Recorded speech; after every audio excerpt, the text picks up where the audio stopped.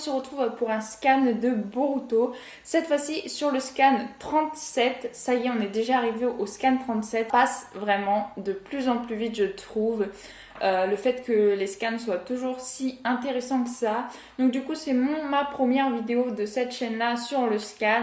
Mais pour ceux qui ne sauraient pas et qui viendraient d'arriver sur cette chaîne-ci, je vous informe que j'avais une précédente chaîne et qui malheureusement je n'ai plus accès à cette chaîne. Du coup j'avais fait toutes les reviews d'avant sauf celle qui parlait beaucoup du film. Du coup j'avais pris à partir du scan numéro 11 qui clôturait en fait le film et qui passait directement donc à l'histoire de Boruto. Du coup si vous voulez voir mes scans précédents, ce sera sur ma précédente chaîne Odori Cosplay. Mais pour l'heure, on est donc au chapitre 37. Ce chapitre s'intitule Combattre ensemble. Le mal passe à l'action. Et on a une très jolie page cover avec donc Jigen et Boruto. Par contre, quelque chose que moi j'ai horreur franchement dans Boruto qui commence vraiment à m'énerver par contre sur les pages couleurs, c'est pas tant les dessins parce que franchement les dessins, chacun a son propre style de dessin, donc les dessins sont propres à l'auteur malgré que c'est la suite de Naruto, ce n'est pas Naruto, c'est Boruto. Donc moi les dessins franchement c'est pas le truc qui me choque. Par contre ce qui m'énerve c'est le fait que les couleurs changent en fait. Donc Boruto est censé avoir des couleurs donc rose fuchsia et noir ainsi que du blanc pour son t-shirt. Et là bah bien sûr les couleurs ont changé. Donc en gros son pull est noir et rouge et son t-shirt est bleu pour rappeler le bleu de sa marque donc du Kama. Ce que je trouve vraiment inutile en fait, je trouve ça vraiment inutile de changer les couleurs comme ça, en plus je trouve que ça ne va pas du tout changer les couleurs, bref, ça c'est que mon propre avis et en tout cas pour ma part je trouve que ça gâche un petit peu les couleurs justement des personnages, leurs propres couleurs et ça je trouve ça vraiment très embêtant en tout cas pour ma part. Donc comme je l'avais fait et comme je l'ai fait toujours, je n'ai pas pu m'empêcher de regarder ce qui se passait donc dans ce scan quand il n'était pas encore traduit en français. Par contre, je tiens à préciser que le scan a été vite traduit en français pour une fois. En général, il faut attendre 2 à 3 jours. Là, on a attendu même pas une journée. En fait, j'ai vu le scan était publié hier soir. Donc là, aujourd'hui, on est mercredi. Vous verrez la vidéo vendredi. Mais aujourd'hui on est mercredi et le scan est sorti hier soir et il est déjà traduit. On est en tout début d'après-midi. Donc vraiment très rapide pour une fois pour la traduction du scan, en espérant que ça reste comme ça pour les autres scans, en fait la suite. Parce que franchement ça fait vraiment plaisir. Attendre une journée, même pas, ça fait vraiment très plaisir et je suis vraiment très contente de pouvoir donc vous tourner cette vidéo et vous la publier seulement 2-3 jours après la sortie donc du scan au Japon quoi. Bon allez, je vais arrêter de blablater, on va passer au scan. Donc on retrouve Naruto, Kawaki et Jigen qui se retrouvent donc dans la maison des Uzumaki. Jigen venait d'apparaître et il voulait reprendre Kawaki pour en revenir au chapitre précédent. Et donc Naruto n'était pas d'accord parce que Kawaki n'avait pas l'air d'avoir envie d'y retourner. Donc Naruto a pris la défense de Kawaki et s'est interposé pour pouvoir combattre Jigen et l'empêcher donc de ramener Kawaki avec lui. Naruto est prêt à affronter Jigen, soudain apparu du Kama de Kawaki. Donc oui, il était apparu donc de la marque de Kawaki qui a donc comme Boruto. Donc voilà, le face-à-face de Naruto et de Jigen semblerait faire son arrivée quoi. Ça suffit, arrête. J'accepte de t'obéir Jigen, dépêche-toi de m'emmener. Kawaki tue. Seulement tu dois me promettre une chose, que tu ne toucheras pas au 7e Hokage. Et attends un peu, qu'est-ce qui te prend? Et donc Naruto qui vraiment lui demande qu'est-ce qu'il veut parce que au final l'épisode précédent il lui demandait de pas venir, il avait pas envie d'y aller et là visiblement il voudrait rejoindre Jigen justement pour pas que Naruto soit mêlé à tout ça. Avec lui, ça ne sera pas comme avec Delta. Si tu te bats contre lui, tu ne t'en tireras pas indemne. Donc Kawaki qui met en garde Naruto que Jigen a l'air vraiment très fort. Kawaki en a fait l'expérience. Je préfère encore me faire capturer plutôt que de te perdre. Kawaki, j'accepte. Si tu es d'accord, ça ne me pose pas de problème. Viens par ici, Kawaki. Et donc Kawaki qui semble se diriger vers Jigen. Et Naruto qui s'interpose. Tu dis que ça ne te pose pas de problème. Bien sûr que ça pose un énorme problème, imbécile. Arrête le 7e. Non, impossible, je ne peux pas accepter une chose pareille. À l'origine, cette affaire ne te concerne pas, alors reste en dehors de ça.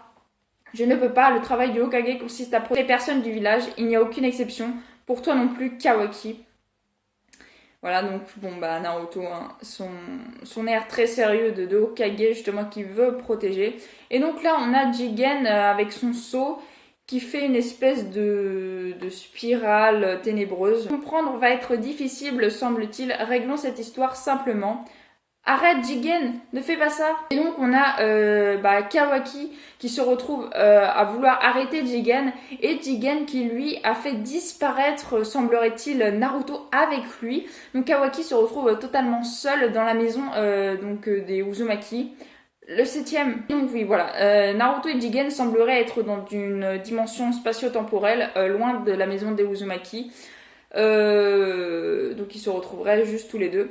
Ou sommes dans une dimension différente de celle où tu étais à l'origine. Dans ce monde, le village de Konoha n'existe pas. Bien, le temps est venu de te quitter, Naruto Uzumaki. Je vais te laisser ici. Quoi? Au revoir, le septième. Hé, attends! Et donc Jigen qui fait son espèce de truc ténébreuse là qui lui a permis d'entrer dans une autre dimension. Et là il veut en sortir pour laisser Naruto à cet endroit là et sûrement aller récupérer Kawaki. Mais nous avons Sasuke qui intervient donc justement de cette espèce de sphère ténébreuse que Jigen avait formée et qui repousse Jigen, donc qui le propulse. Et donc on a cette fois-ci Jigen, Sasuke et Naruto qui se retrouvent donc tous les trois au même endroit. Ça promet, en tout cas une très belle intervention de Sasuke, personnellement, j'ai adoré quand j'ai vu ça. Vraiment très classe là pour le coup, je veux bien l'avouer, Sasuke a bien la classe. Sasuke, le ninjutsu d'espace-temps du Rinnegan, tu es Sasuke Uchiwa. Ça va Naruto? Oui, tu m'as sauvé. J'ai failli être abandonné dans cet endroit étrange. Et donc vraisemblablement, Jigen dirait que cet endroit, c'est un monde où Konoha n'existe pas. Donc peut-être que Konoha n'a jamais existé dans ce monde-là en tout cas, ou alors que Konoha a été détruit et existait avant. Bref, on n'a pas plus d'informations. Mais en tout cas, ils ont parlé de Konoha. Sasuke Uchiwa, tu es venu jusqu'ici en suivant le chakra du Hokage. Quel machin. Tu étais arrivé quelques secondes plus tard, tu aurais pu quitter ces lieux avec lui sans avoir à te livrer à un combat inutile. Tout dépend de la façon de voir les choses. Si je te bats maintenant, ça veut dire que ça valait la peine que je me dépêche de venir, n'est-ce pas? Ok, donc en gros, Jigen est en train de dire que Sasuke aurait très bien pu attendre qu'il s'en aille et justement après récupérer Naruto et revenir donc au présent à Konoha. Mais Sasuke voudrait sûrement le battre pour arrêter toutes ces manigances. Donc il a décidé de y aller de front et d'y aller directement. Oui, exactement, ça tombe bien dans cet endroit, on peut combattre et se déchaîner en toute sécurité. Pff, ne me faites pas rire. Et donc Jigen qui ne semble pas ébranler sa confiance en lui, ça semble lui faire ni chaud ni froid qu'il y ait deux adversaires à affronter. Voilà, donc le face-à-face, donc ils sont 2 contre 1, donc j'allais dire un peu comme le combat du film, mais non, parce que le combat du film, il y avait quand même 2 Otsutsuki. Donc là, Jigen est vraiment tout seul. Et ensuite, donc on retourne dans le présent, là où il y a Konoha et Sarada qui arrive à la maison, qui justement avait dit qu'elle allait essayer d'aider Naruto, parce que Ino avait senti qu'il y avait un problème et que Sarada, pendant ce temps, était justement avec Ino. Et elle avait fait mine de partir discrètement, et elle voulait justement essayer d'aider Naruto. Mais donc, elle s'aperçoit qu'il y a des bâtons de chakra, donc les bâtons qui avaient entravé Naruto à l'épisode précédent, enfin au chapitre précédent. Et donc Sarada se rend compte qu'il y a du sang justement sur ces fameux bâtons. Donc elle regarde par la fenêtre et elle s'aperçoit que Kawaki est tout seul. Et ensuite on a Boruto et Mitsuki qui eux aussi semblaient se diriger vers la maison. Et Boruto qui a son kama qui était en train justement de monter sur son visage, qui là est totalement arrivé juste sur son visage. Le kama a cessé de se déployer et qui est aussitôt reparti. En fait, on le voit avec le kama complet et les images d'après, on voit qu'il s'en va. Qu'est-ce qui est en train de se passer, Kawaki? Et on retourne là où il y a Naruto, Sasuke et Jigen. Naruto qui fait un Rasengan orbe tourbillonnant et donc Jigen qui utilise sa main, je suppose, pour repousser l'attaque, pour l'aspirer. Le kama fait chier, ma technique a été aspirée comme je l'avais imaginé, voilà, c'est bien ce que je disais. Et donc Jigen qui entrave le bras de Naruto suite donc à sa technique du Rasengan et qui lui donne un coup de pied au niveau des côtes.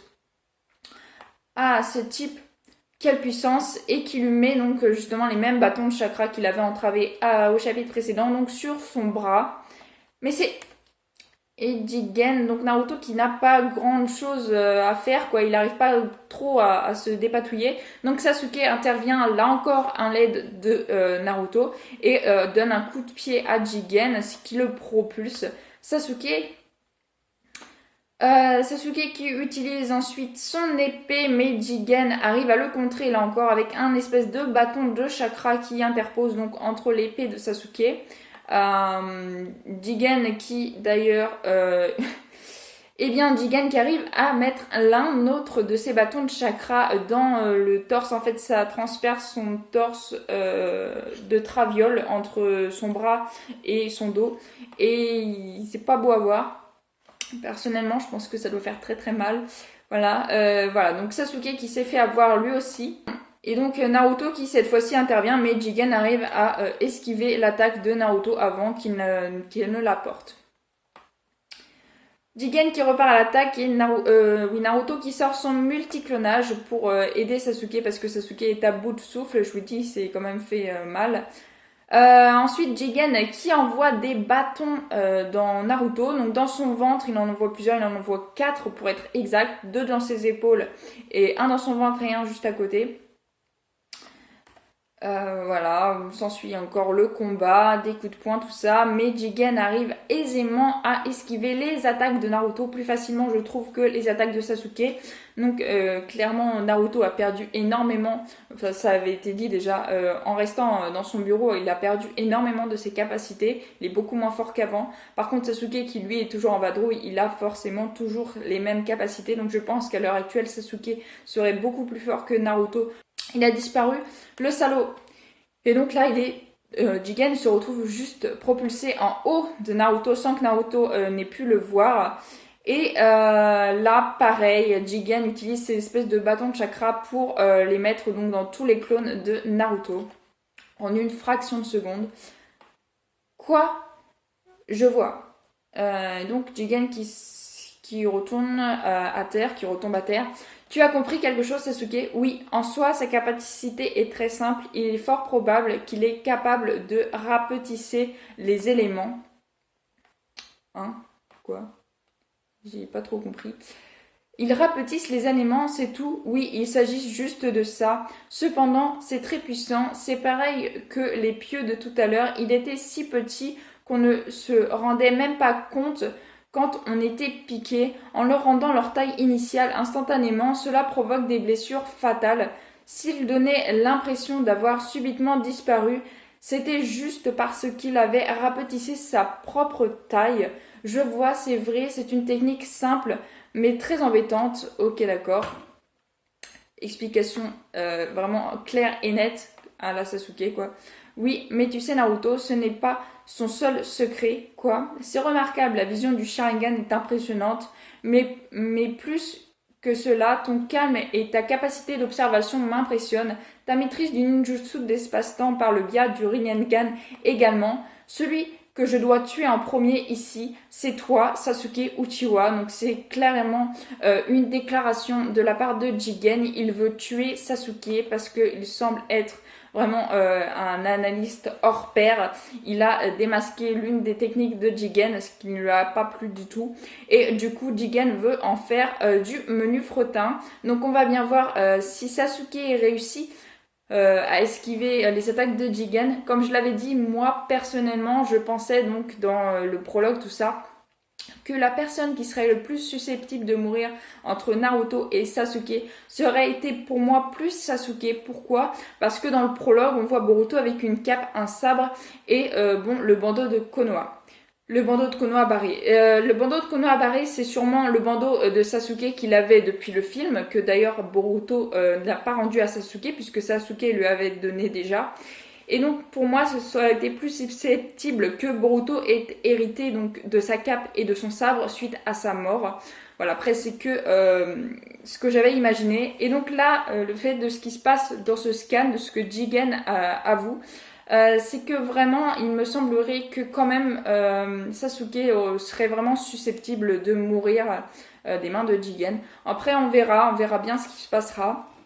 Mais si Sasuke meurt, je vois pas comment Naruto aurait pu se dépatouiller. Donc en fait, tout concorderait avec ce simple scan, avec cette simple phrase, parce que si Jigen arrive à tuer Sasuke, Naruto reste bloqué, puisqu'il n'a pas de Rinnegan, lui, dans cet espace-temps, et Boruto, après, ça rejoindrait ce qu'il a dit, ce que Kawaki a dit, donc Kawaki aurait rejoint Jigen juste après ça, et il serait confronté. Et donc, le temps aurait passé, et il se serait confronté, donc comme on le voit dans le prologue justement, et Kawaki disait donc justement à Boruto, je vais t'envoyer rejoindre le Nana Daime. Et donc Naruto, lui, serait toujours bloqué dans cette fameuse espace-temps là où ils sont actuellement.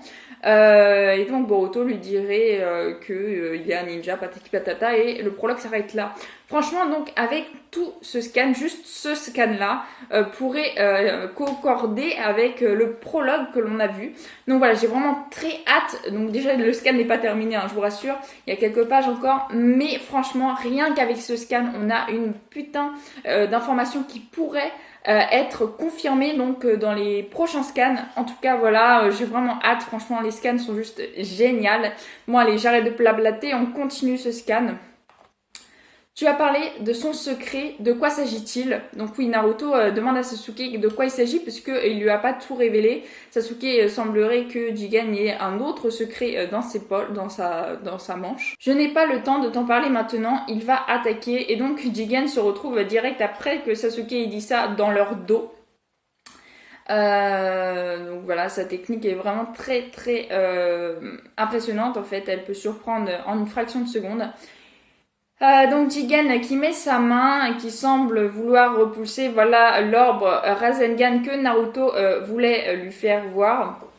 Tu as émis un coup sur une grande surface pour contrecarrer mon attaque. Et donc, bien sûr, le Rasengan n'a pas fait effet puisqu'il l'a arrêté avec son espèce de main, là, avec son kama.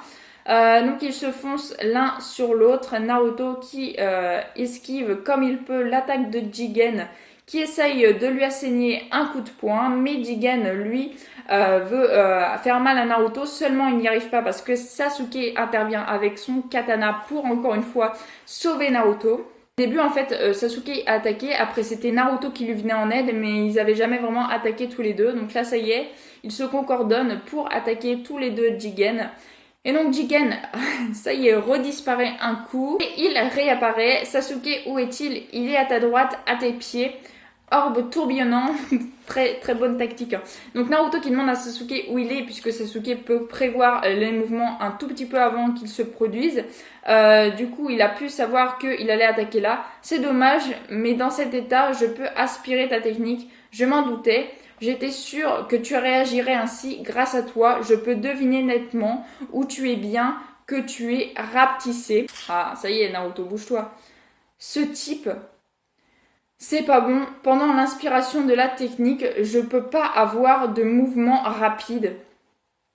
Et donc Jigen qui se rend compte qu'il va peut-être se faire avoir pour la première fois pendant ce combat. Et donc ils font, Naruto fait un Rasengan cette fois-ci sur justement un espèce d'espace temporel de Jigen.